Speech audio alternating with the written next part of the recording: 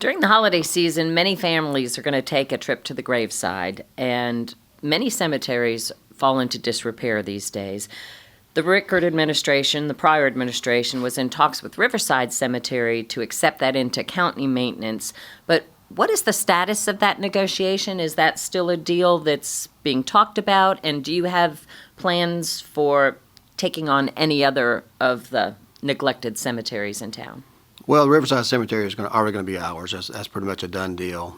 We're working on ways that we can take care and maintain all the cemeteries that we either have or have inherited.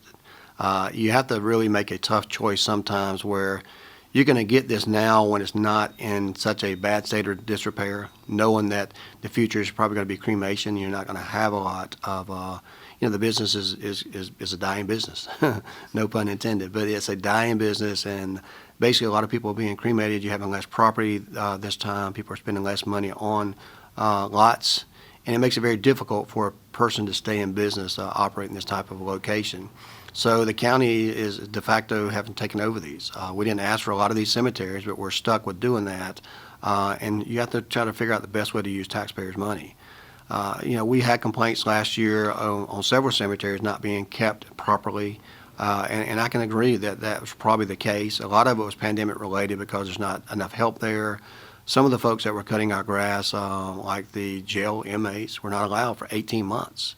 And then some of the landscaping companies we had did not renew their contracts, so they cannot fulfill their obligations. They terminated their contracts with Macon-Bibb County on a lot of our parks as well as cemeteries, and said we can't get the staff, we can't get the equipment, we can't get our equipment maintained, therefore we can't do this job, which left us in a situation of not being able to handle that job.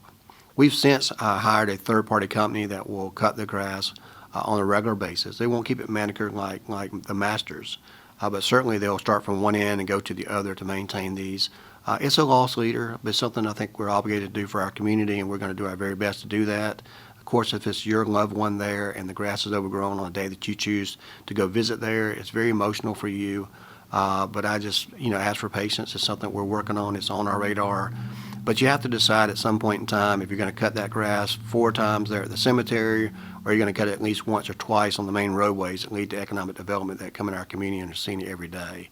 Because quite honestly, we didn't ask to go into the cemetery business. We inherited these.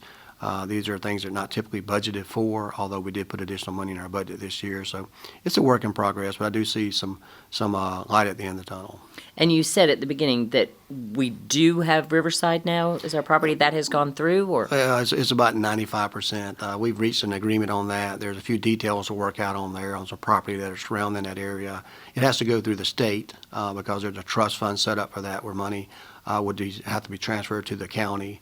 And that's the only discussion that we've had is how to navigate the final arrangements to get the money from the trust, because we're going to use a lot of that money that they have in their account now to help maintain that over several times. And we're going to try to pool the resources there at Rose Hill and at Riverside, since they're closely connected. And there's also still some lots that can be sold out there, so you have to come up with a mechanism of who's going to be responsible for selling those lots, opening and closing and things like that. But we're pretty much, 95% sure that we're going to be having Riverside Cemetery and all those parcels that come with that property, and everything will be worked out in the very near future.